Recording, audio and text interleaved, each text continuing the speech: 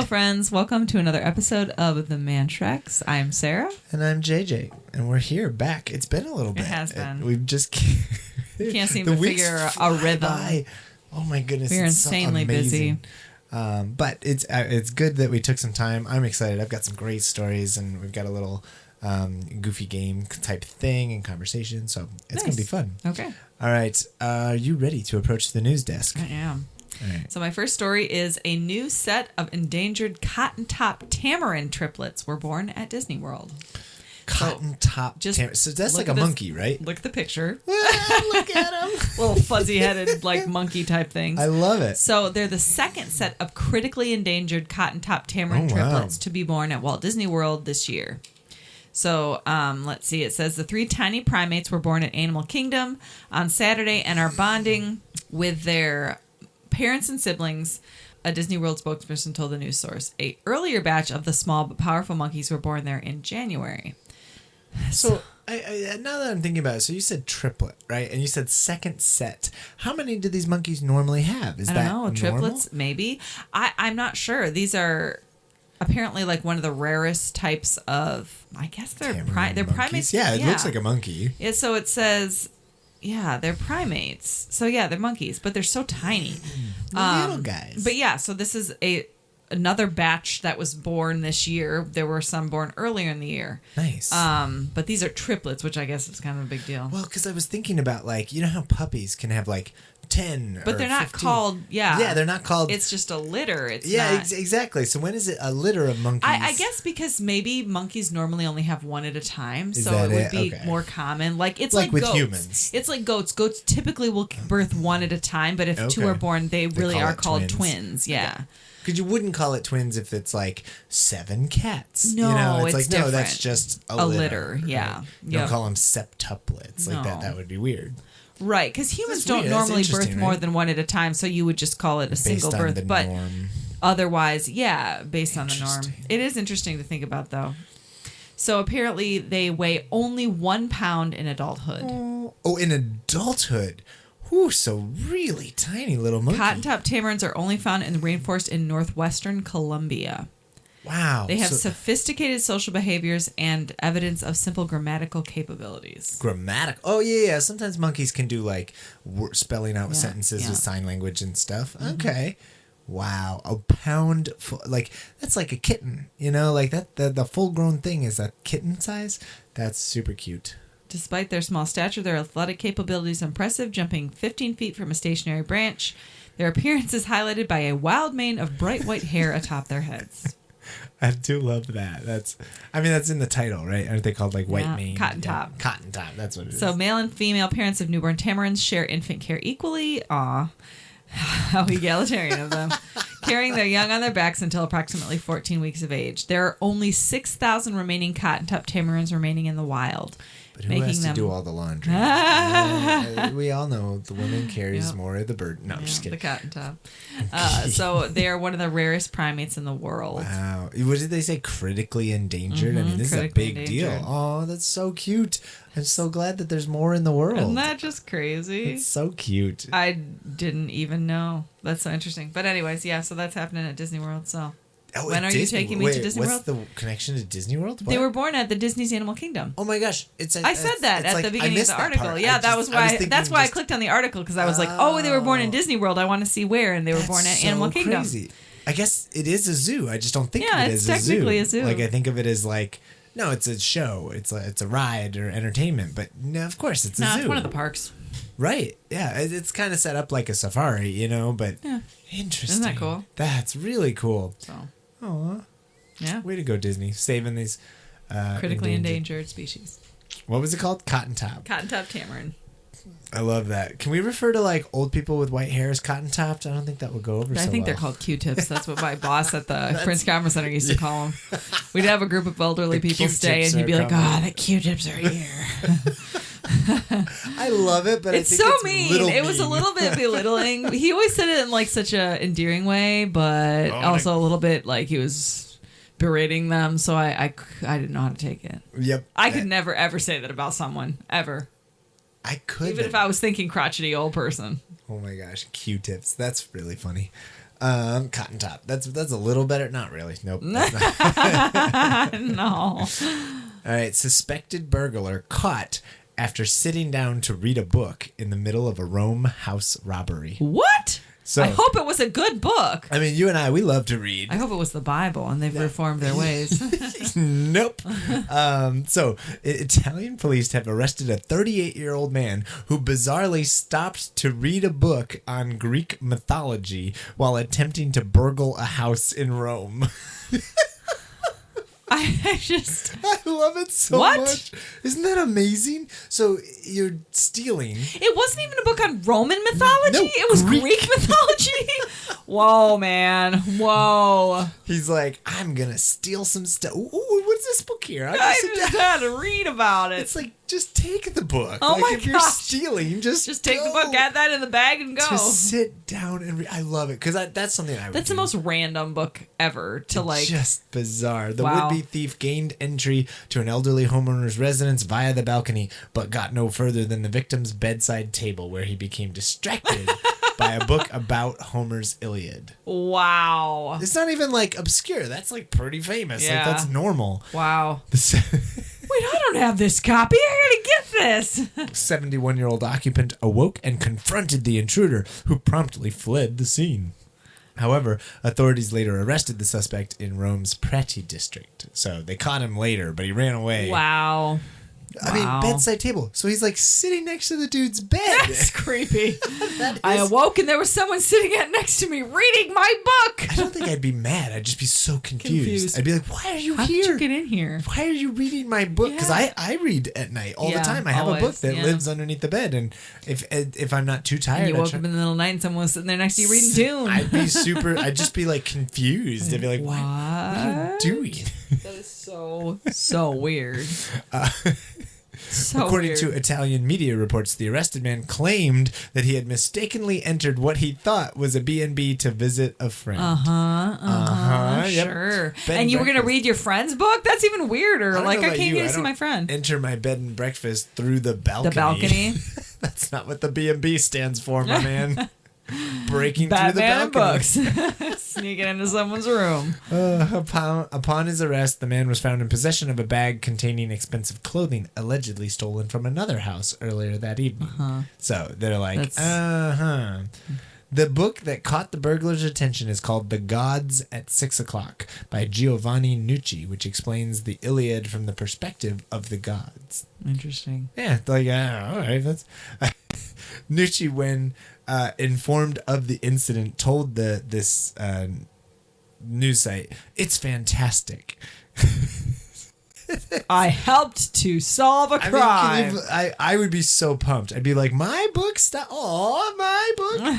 That's amazing. That's he bizarre. added, I'd like to find the person caught red-handed and give him the book because he'll have been arrested halfway through reading it, and I'd like him to be able to finish it. You'll be in prison for a while, so it's probably a good thing. The author concluded, it's a surreal story, but it's also full of humanity. I assume he's talking about the Iliad there. No, he's talking about burglary. The story, it's a surreal story of this burglar who broke in through the balcony. But it's the story of humanity. It's full of humanity's stupidity. Yeah, that's for sure. That made me laugh so much because it just felt like something you or I would do as lovers of books. We'd be like, oh, no, that's interesting. Hey, What's I've that? read this before. Like, you're just in a house. How can you not be super singularly focused? Like, you get in, you get the stuff, you get out. I wouldn't ever be able to steal from someone. I'd be so, paranoid. Oh, I don't have the nerves for it. I can't. I would grab the first dumb thing I saw and run out. I don't know. Just grab anything. Put it in your purse. Put it in your purse. You and I have no conscience for bad behavior though. Like we would never be able to get away with. My mind would.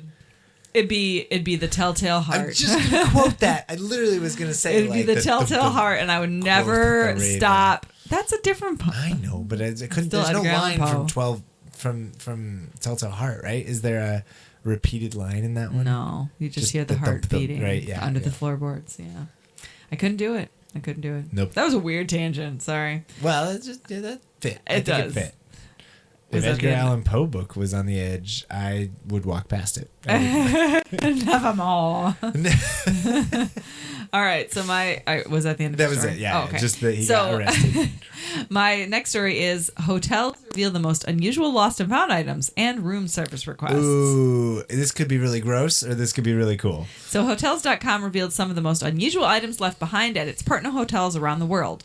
Their annual Hotel Room Insights report, which doesn't even cover that many hotels, it says 400 hotels across the globe, reveal the most common items left behind. Usually phone chargers, dirty laundry, power adapters, makeup, and toiletries. Yep. But 10% of hotels reported finding dentures left by guests. Ugh. Some of the most unusual items left behind are a Rolex watch, a $6 million watch, Whoa. a Hermes Birkin bag, I don't know what that means, keys and documents for a luxury car, a car tire, an engagement ring, a tooth. Car tire? Yes, in a hotel room.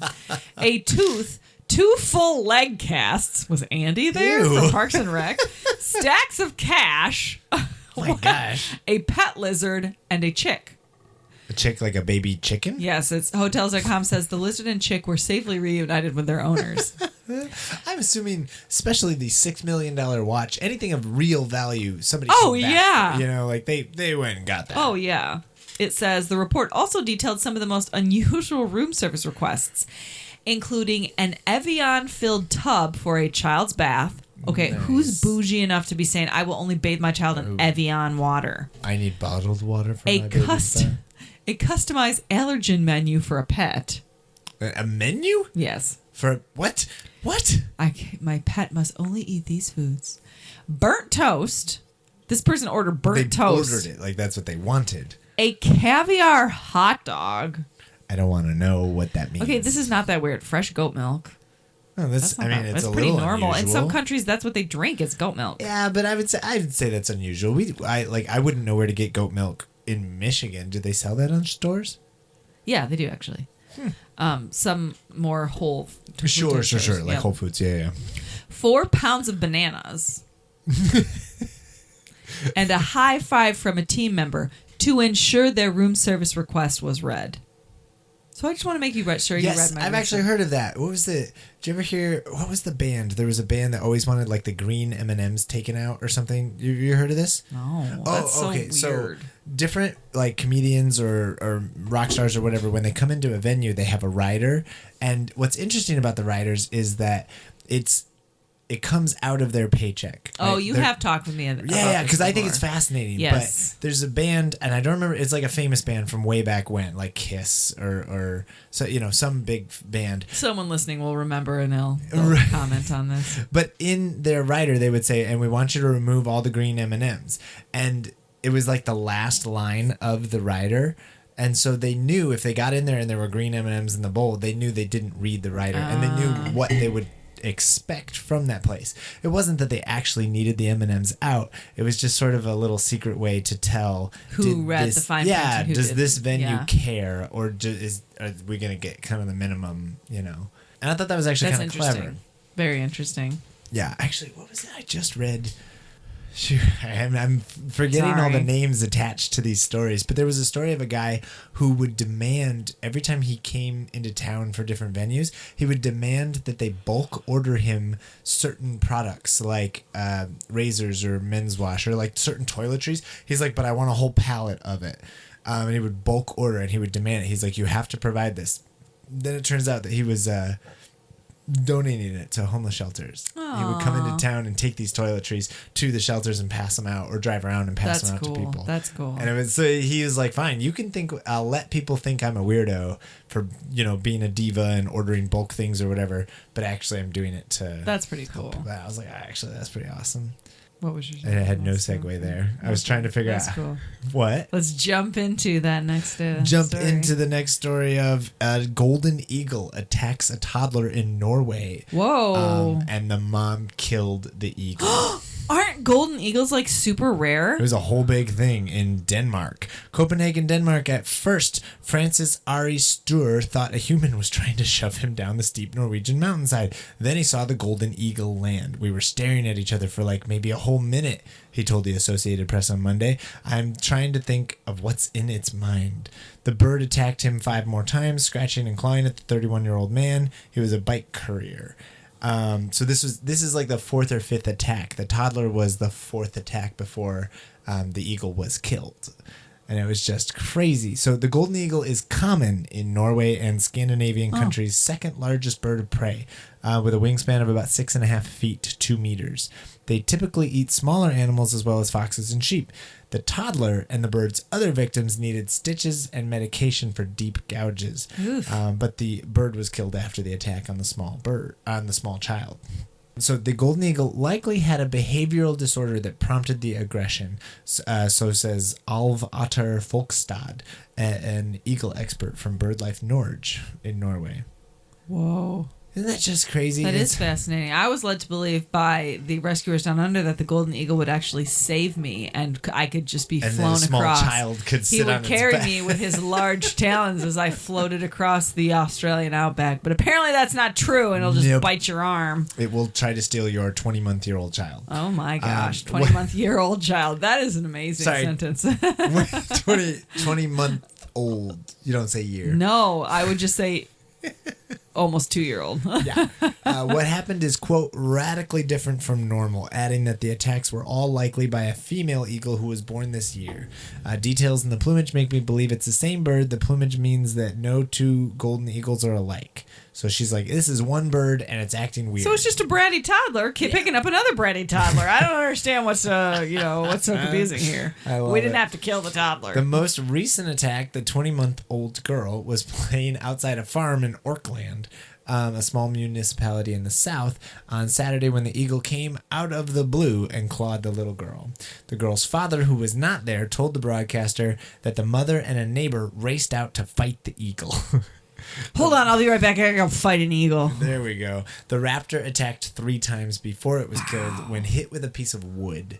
Oh. So mom grabbed a 2x4 and picked up a big old log and chucked it at the eagle. That's crazy. Father said his daughter got a couple stitches and has scratch marks on her face. The VG newspaper said that one of the wounds was just under the girl's eye. She and the mother are doing fine. So it could have been much worse. I was gonna say, mom's probably like, whew, going to bear mode though. Seriously.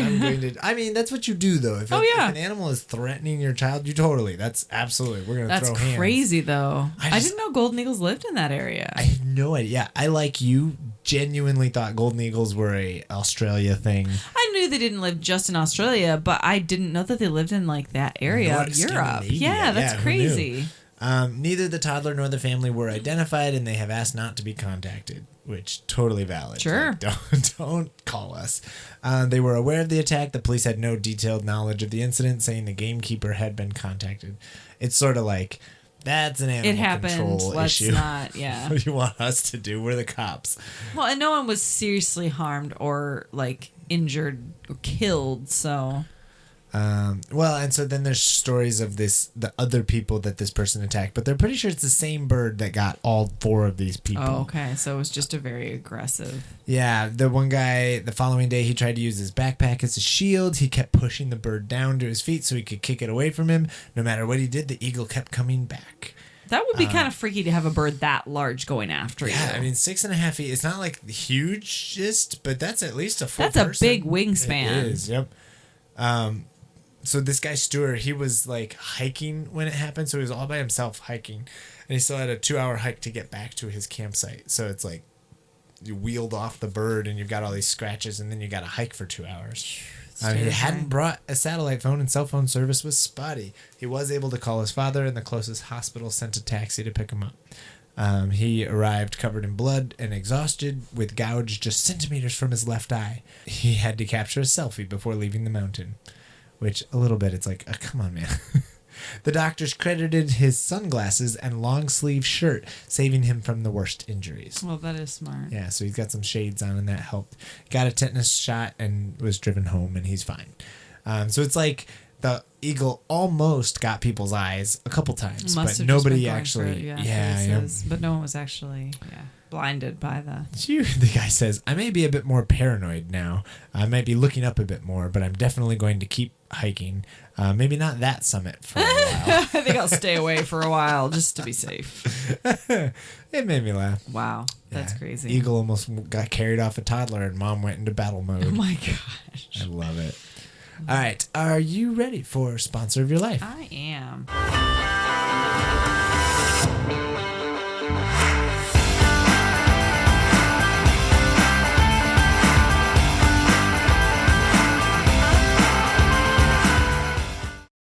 What do you got? Sorry. So I am ready for Sponsor of My Life.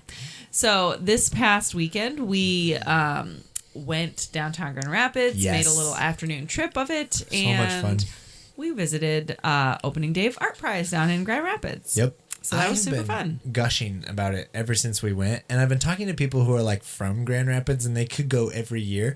And so many of them are like, oh, I haven't been in years. And I'm like, you people don't know how to understand, enjoy Grand Rapids. I get so excited about it. And I'm like so pumped up. And then I realized like probably it doesn't matter as much to other people because it wasn't as like big a part of their story. Like, yes, I remember going to Art Prize the very first year it happened in 2009. Like, I remember Jordan and I going, big deal, and just visiting by ourselves and like walking around. And then we went like a couple more times because we were all living in Grand Rapids.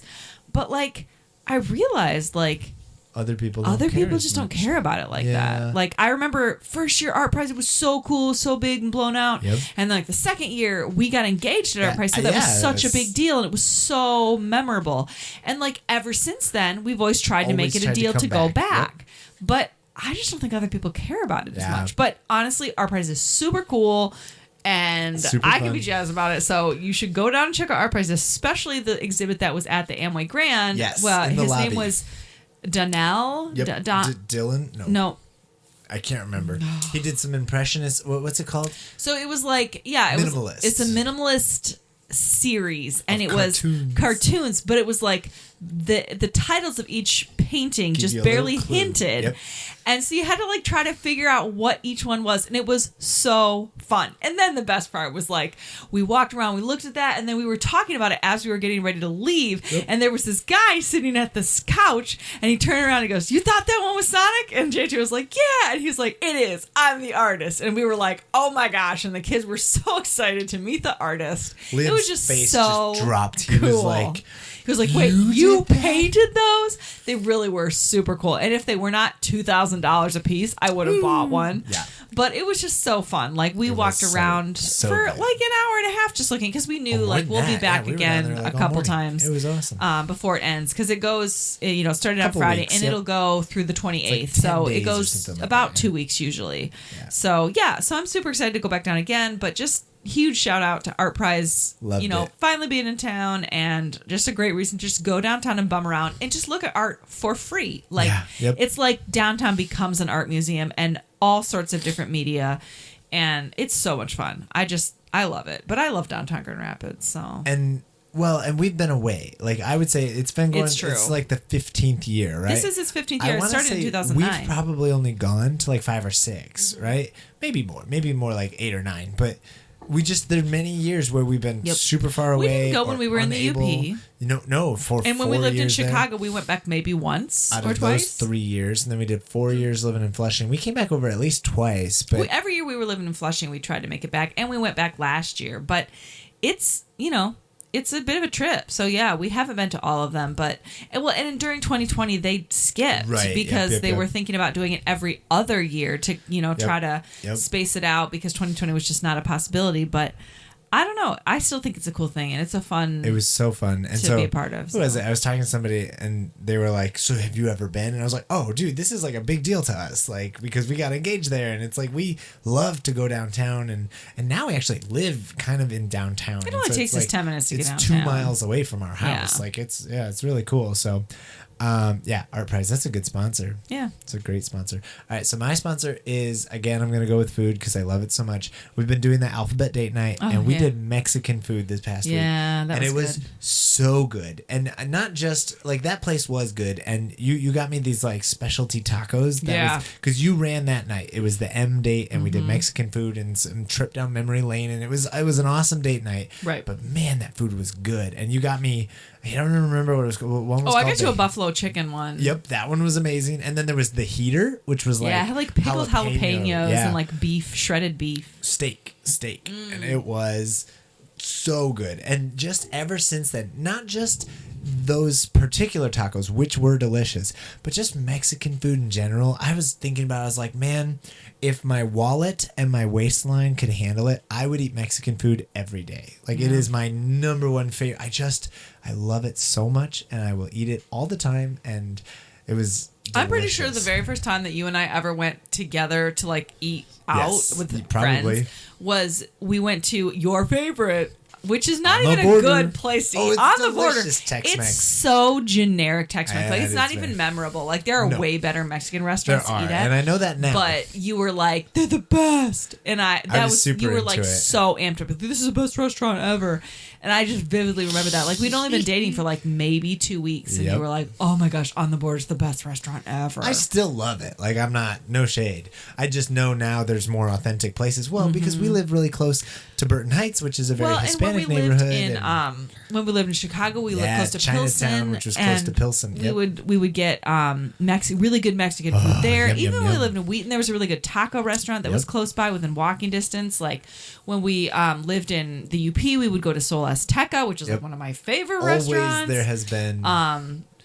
Every single place we've lived has had a really good, authentic Mexican restaurant. Entre Amigos in Freeland and Puerto Vallarta and Flushing. I gotta know where the Mexican places are. The Mexican is so good. It's just so delicious. Well, and we have a ton of restaurants here, even like in the Wyoming area over, Burton Heights too, where there's like really, really good authentic Mexican. And I haven't made it into that area. Not enough. So, I was like trying to look up places that would do like, easy takeout that I could order ahead. But yeah, that was good Mexican food. So. Well, and it just, we haven't honestly had Mexican, like, maybe since we moved. I mean, we've gotten like, we have not Qdoba or like something like that, but like not count. Authentic Mexican food. That's we did have Beltline Bar. Yeah, but even Beltline Bar is like, really good, it's delicious. But those are just burritos. This was like, I had enchiladas, and that's always delicious. But it's just kind of like, I don't know. It was like, I felt like I hadn't had good, authentic Mexican in a really long time. And so just that cracked open my memory of like, I love that Mexican food is so really good. much. And specifically, what was the name of the place? Condados? Condados, something? Yeah. It was amazing. It was great tacos, and I would go back there in a heartbeat. It was so, so delicious. Yeah, so that's definitely sponsored my life today. All right, so I have one fun I have an article. Got to do another round of clever or cringe. Oh dear. This one's called Pass or Smash from KCRW.com, which I think is a radio station. It sounds like it. Pumpkin spice foods ranked best to worst. Oh dear. So we have to decide whether we would try these pumpkin spice desserts. Okay. This is inspired by the article last week from Trader Joe's. Yeah, the Trader Joe's one. Which I went to Trader Joe's and I was kind of disappointed with their selection. Well, some of them were good though. Those little cookies. I just can't eat a lot of it because it's not gluten free, and I'm trying to be gluten free right now. But we did the gluten free pumpkin pancakes. Those were really, really good. That turned out. Yeah. So this one is cereal pumpkin spice frosted mini wheats. No. Nope. Now, this person doesn't like frosted mini wheats at all, like just plain ones, which I think is a mark against them. You're mistaken. So they say these are not good. They're like adding the flavoring doesn't change it about it. It has a faint orange tinge to the icing. You can barely taste it. There's not any better or worse than frosted. I don't understand how that enhances the flavor. Like, I don't understand how that would enhance that type. Like, Trader Joe's and Aldi both actually right now have pumpkin O's, and it's like Cheerios that are pumpkin spice flavor. Pumpkin spice and Cheerios. I thought it sounded really good because that's a type of cereal that warrants having like a special flavor to it. Like they have cinnamon Cheerios or frosted Cheerios or stuff like that. That makes sense to me. Yeah. But shredded wheat, I don't understand why you would add like a flavoring to it. Like the frosting itself is fine. So pumpkin spice Cheerios is on here, and they say smash. They say those are amazing. Yeah, I think that I would actually try those. Pumpkin spice frosted flakes. Nope. Frosted Flakes are Frosted Flakes. They're supposed corn to taste flakes. like frosting. Like they're not supposed to. Like corn flakes. I would not have pumpkin spice flavored corn. Like that's weird. Ooh, this one. One of the complaints is that there's not enough pumpkin spice flavoring. Like, so that was the cereal section. Okay. All right, now we're slipping into booze. Ooh, pumpkin spice cream liqueur. Like Bailey's, but pumpkin spice? I don't think so. Sorry. This says, why? I spit it out after one swallow vomitus. Oh my Hard pass. So Yeah, they're no saying, thanks. no. The gourd tree pumpkin cider. So like hard cider. I don't know. That's too many competing flavors. I want hard cider or pumpkin something, but not pumpkin cider. Yeah, it's this. They're saying bad. They're saying it's not beer. It's not apple juice. It tastes marginally like cider. It's sour and fizzy with the faintest tinge of orange. Bad. All right, now into cookies. Pumpkin spice flavored Oreos. No. Oh, see, I would. No. I think I would get excited. I'm sorry, but I am anti flavored Oreos in general. That's true. I like the mint ones. I don't like the and mint I ones. like It the tastes like double toothpaste stuff. in between chocolate cookies. I think, honestly, I'm not a huge fan You of don't like Oreos. mint, yeah. But the only type of Oreo that I would eat are just Good old plain double Oreos. stuff, yeah. They say that it's chemical. It tastes fake chemical flavor of pumpkin. It just doesn't sound good Which to makes me. sense. Oreos don't have anything in them. Like, it's all chemicals and whatnot. It is. Well, if vegans can eat Oreos, it really makes you wonder what the heck is in Oreos. Exactly. Yep. Ugh. Pumpkin flavored JoJo's. And so this is Trader Joe's. Yep, I saw those. Yeah, They're saying sandwich cookies. Well, and that's what they're saying. They're like JoJo's are designed as an imitation of Oreos. So basically, Yeah, it did not appeal to me. I literally, Liam held up the box of the one cookies we got, and I was like, "Oh, they also have those," and he was like, "No, those don't look good." And so I was like, "Okay, so we got the pumpkin spice cookies that we have at Yep, home." and I like those. I think those are a win. So the verdict on that is shrug. They're like, meh, all right. They're not stunning, but they're not offensive. Pumpkin spice JoJo's in a yogurt flavored coating with sea salt. Ew, So no. like a chocolate dipped Oreo, but in pumpkin flavor. I like Those chocolate. cookies we got were yogurt dipped. Yes. Yep. Oh, that's right here. The pumpkin spice cookies right there. And they are saying delicious. Definitely the petite pumpkin spice I'll cookies. take you guys' word for it. Yeah. You guys have Because been you can't eating have those. them. Well, yeah, they are very delicious. A pumpkin biscotti. I'm not such a fan of biscotti, but that feels like a more normal way of encountering Yeah. pumpkin. Like, it would be like I make pumpkin muffins or I make pumpkin scones. No. Pumpkin biscotti makes sense to me. You can naturally add that as a real pumpkin flavor, and it doesn't feel artificial or weird. See, but I think a pumpkin is soft. As you know, like all pumpkin things should be soft, like pie or muffins or something. You know, but you can make crispy biscottis cookies that are Yeah, I guess. pumpkin. I don't like biscotti anyways because I'm not a huge fan of biscotti, but I also don't like dipping things in my coffee. So this one says pumpkin spice Madeleine cookies. Well, I'd be on Madeleines board. are good. Yeah, Yeah. I'd be on board. That would That be makes good. more sense to me.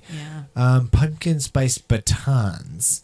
are they like sticks? Yeah, like the little, the ones that have like the chocolate in the middle, the little cookie straws. Oh, kind of like those A wafer rolled cookies. wafer cookie. Yeah. Trader Joe's. I don't know. That doesn't sound good to me. They're saying a little bland. But they're they're tasty and inoffensive. It would be easy to eat a bunch of these without even noticing. That's true of any wafer cookie. Pumpkin spice Milano. Would you eat that? Yeah. It's the one with like the chocolate in the middle. Yeah, you I know? do know what you're talking about. Yeah. I don't know, but I don't want chocolate and pumpkin spice together. What about Hostess iced pumpkin cupcakes? Nope, I do not like Hostess. The amount of preservatives and just yeah. awfulness in those things. They just don't taste good to me. They're always so overly moist, and honestly, like, they last forever, which terrifies me. It says, as for flavor, it has a sharpness to them, yet it manages to be bland. It's almost an achievement. Ooh, what about Greek non-fat yogurt? Pumpkin flavored Greek yogurt. No, because I would just add pumpkin to my Greek yogurt. Why would I buy it? Weird thing. Overnight oats, pumpkin flavored I bought overnight those. oats. Yeah, From Trader Joe's. nice. They yeah. were good. Yeah, a lot of this is Because the they're Trader gluten free. Joe's That's why I section. bought them. They were actually quite good. Hey, pumpkin spice, gluten-free pumpkin spice bagels, pumpkin pie spice bagels. From where? Trader Joe's. Trader Joe's? Yeah, pumpkin didn't pie know they- spice bagels. I don't know. I used to buy pumpkin bagels from Aldi when we lived in Chicago, and that was really good. This But- one says, I didn't try these. I just want you to know that they exist. well, Hey, look, it's the pumpkin butter stuff that you got. Spreads and jams. yeah. Yeah. And pumpkin spread or whatever it's called. Yes, there's so many. I actually know where I got a lot of the stuff also was Aldi. I feel like Aldi was trying to compete with Trader. Well, aren't they the same company? I have no idea. Either way, Aldi had a very big selection of pumpkin and fall flavored treats as well. Cedars, which is where I got the pumpkin spice oatmeal for the boys. Which they've enjoyed. It's actually, it smells good. It's pretty good. Cedars organic pumpkin hummus. No. Mm-mm. No. Hard pass. That's gross. I have a hard time with chocolate hummus. Like hummus is hummus from chickpeas. If you're making it out of other stuff, it's weird. You can add garlic, maybe, but it's like, it's hummus. Stop. Like, you don't make chocolate hummus or salted caramel or mango. And it's like, it's what? weird though, because people who are avoiding dairy, who are trying to be, who are vegan, they make cookie dough out of chickpeas, which I think is weird because it doesn't have the same flavor. It's not as smooth. But yeah, I don't know. I can't get behind pumpkin spice. This hummus is not so this is labeled pumpkin spice pumpkin seeds. And it's like, no, that's What? It's pumpkin. Actually, okay, you know what it is, though? Pumpkin spice is not actually pumpkin flavor, right? Pumpkin spice, what we like, what is it, cinnamon and nutmeg or something? Like, it's not the pumpkin flavor we're drawn to. It's like the garnishes or whatever. Yeah. So pumpkin spice pumpkin seeds are probably pumpkin seeds flavored with cinnamon and clove and nutmeg. Yeah. I guess maybe that would be okay. I laughed at it because I was like, that's repetitive or redundant, and that's silly. Organic pumpkin spice granola bark. Looks like chocolate with pumpkin. I like granola. I don't really want to eat granola bark. Pumpkin spice teeny tiny pretzels. Looks like they're... they had those at Aldi. They're like covered in like a yogurt coated pretzel. Yeah, yep. It does look very yummy. I saw those, but they're not gluten-free, so I did not get them. Right. Oh my gosh. They say those teeny tiny pretzels are a smash. Definitely extra cute. And last but not least, pumpkin cranberry crisps. They are crackers. Pumpkin cranberry? Fig and olive crisps is their normal, and so now they have pumpkin cranberry ones. They don't have much pumpkin flavor. They lack a more pronounced seasoning. Because of that, they're not much a sweet, salty contrast. They're not bad. They're just bland. I like cranberry, and I like pumpkin, like actual pumpkin flavor. Like if I had like a pumpkin cranberry, kind of has a very autumn. I was gonna say autumnal, but like a very fall flavor. But yeah, I would see how that would struggle. Maybe add a little salt in there to give it a little something. But interesting. Very strange. Not in crackers. I don't think I'd eat it. So I'd say more than half of that was cringe. Like, this is that's not as far as clever or cringe, which is a game, I guess I didn't really introduce it very much. Yeah, that's true, because we haven't done it in a while. Clever or cringe is this bit that we have just completed, but what we usually do is we find an article and we say whether we think it's good or bad, and it has ranged over all kinds of different things. Hey, friends. Hey, friends. Hey, friends. Thank you so much for listening. We've been inconsistent with the posting, but we do the best we can, and we have a lot of fun making it. So we're thankful and grateful for those who listen. If you want to check us out on social media, we're on Facebook and Instagram. We've pretty much let Twitter go. I think it still exists, but we don't update it or anything. Never. And then there's, if you want to head over to Spotify or Apple Podcasts, you can leave reviews, or wherever you get your podcasts. We're on all the directories, but you can leave reviews, and that helps boost us in the algorithm and help more people find this fun, whatever this thing is that we do. Are you ready to send us out with the mom joke of the week? All right, yes. So this one comes to us courtesy of our 8-year-old, again, because he's just full of the jokes lately.